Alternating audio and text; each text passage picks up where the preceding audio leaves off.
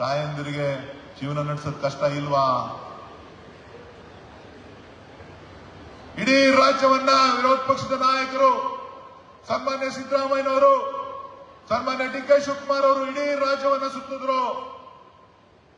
ಕಳೆದ 2.5 ವರ್ಷಗಳಲ್ಲಿ ಏನಾಗಬೇಕು, ಏನ್ ಮಾಡಬೇಕು, ಯಾವ ಸುಧಾರಣೆಯನ್ನ ಮಾಡಬೇಕು ಅಂತ ಹೇಳಿ ಕೊನೆಗೆ ಒಂದು ತೀರ್ಮಾನಕ್ಕೆ ಬಂದ್ರು. ಈ ರಾಜ್ಯ ಸುಭಿಕ್ಷೆ ಇರಬೇಕು ಅಂದ್ರೆ ಈ ಹೆಣ್ಣು ಮಕ್ಕಳ ಕೈಯನ್ನ ಬಲಪಡಿಸಬೇಕು, ಹೆಣ್ಣು ಮಕ್ಕಳಿಗೆ ಶಕ್ತಿಯನ್ನ ತುಂಬಬೇಕು. ಹೆಣ್ಣು ಮಕ್ಕಳ ಹತ್ರ ದುಡ್ಡಿದ್ರೆ ಕುಟುಂಬ ನಿರ್ವಹಣೆ ಚೆನ್ನಾಗಿ ಆಗ್ತದೆ, ಕುಟುಂಬ ಒಳ್ಳೆಯ ವಾತಾವರಣದಲ್ಲಿ ನಡೀತದೆ ಅಂತ ಹೇಳಿ 2,000 ರೂಪಾಯಿ ಹಣವನ್ನ ಘೋಷಣೆ ಮಾಡಿದ್ರು. 7 ತಿಂಗಳಿಂದ ನಿಮ್ಗೆ ಹಣ ಬರ್ತಾ ಇದೆ. ಕುಮಾರಸ್ವಾಮಿ ಅವರು ಹೇಳ್ತಾರೆ ಈ ಕಾರ್ಯಕ್ರಮ ಸರಿ ಇಲ್ಲ ಅಂತ ಹೇಳಿ, ಯಡಿಯೂರಪ್ಪನವ್ರು ಹೇಳ್ತಾರೆ ಈ ಕಾರ್ಯಕ್ರಮ ಸರಿ ಇಲ್ಲ ಅಂತ ಹೇಳಿ. ಯಾರು ಹೇಳ್ಬೇಕಾಗಿರೋರು? ಈ ನನ್ನ ತಾಯಂದಿರು, ಚನ್ನಪಟ್ಟಣದ ತಾಯಂದಿರು ತೀರ್ಮಾನ ಮಾಡಿ ಹೇಳಬೇಕು ಮುಂದಿನ ದಿನಗಳಲ್ಲಿ, ಇಲ್ಲ ಈ ಕಾರ್ಯಕ್ರಮ ಚೆನ್ನಾಗಿದೆ, ನಮಗೆ ಅನುಕೂಲ ಆಗಿದೆ, ನಾವು ಬದುಕ್ತಾ ಇದ್ದೇವೆ, ನಮ್ಮ ಕುಟುಂಬ ಚೆನ್ನಾಗಿ ನಡೀತಾ ಇದೆ ಅಂತ ಹೇಳಿ ಮುಂದೆ ನಡೀತಕ್ಕಂಥ ಚುನಾವಣೆಗಳಲ್ಲಿ, ಅದು ಲೋಕಸಭೆ ಇರ್ಬೋದು, ಅದು ಜಿಲ್ಲಾ ಪಂಚಾಯತಿ ಇರ್ಬೋದು, ಮುಂದಿನ ವಿಧಾನಸಭಾ ಚುನಾವಣೆ ಇರ್ಬೋದು, ಹೇಳಬೇಕಾಗ್ತದೆ. ಇವತ್ತು ಬಡವರ ಪರವಾಗಿ ಇವತ್ತು ಕಾಂಗ್ರೆಸ್ ಸರ್ಕಾರ, ಸನ್ಮಾನ್ಯ ಡಿ ಕೆ ಶಿವಕುಮಾರ್ ಅವರು, ಸಿದ್ದರಾಮಯ್ಯನವರು, ರಾಮಲಿಂಗಾರೆಡ್ಡಿ ಅವರು ಎಲ್ಲರೂ ಸೇರಿ ಈ 5 ಗ್ಯಾರಂಟಿಗಳನ್ನು ನಿಮಗೆ ಕೊಟ್ಟಿದ್ದಾರೆ. 5 ಗ್ಯಾರಂಟಿಗಳು ನಡೀತಾ ಇದೆ.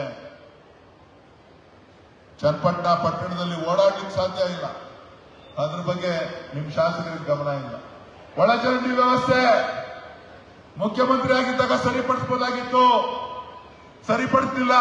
ಇವತ್ತು ನಮ್ಮ ಸರ್ಕಾರ 91 ಕೋಟಿ ರೂಪಾಯಿ ಹಣವನ್ನ ಇವತ್ತು ಚನ್ನಪಟ್ಟಣದ ಒಳಚರಂಡಿ ವ್ಯವಸ್ಥೆ ಮಾಡಲಿಕ್ಕೆ ಹಣವನ್ನ ಬಿಡುಗಡೆ ಮಾಡಿ ಟೆಂಡರ್ ಅನ್ನ ಕರೆದಿದ್ದಾರೆ.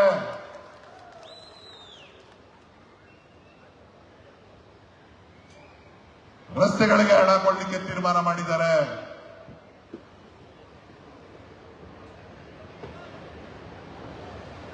ಇವತ್ತು ಚನ್ನಪಟ್ಟಣ ತಾಲೂಕಿನ ಎಲ್ಲ ಹಳ್ಳಿಗಳಿಗೆ,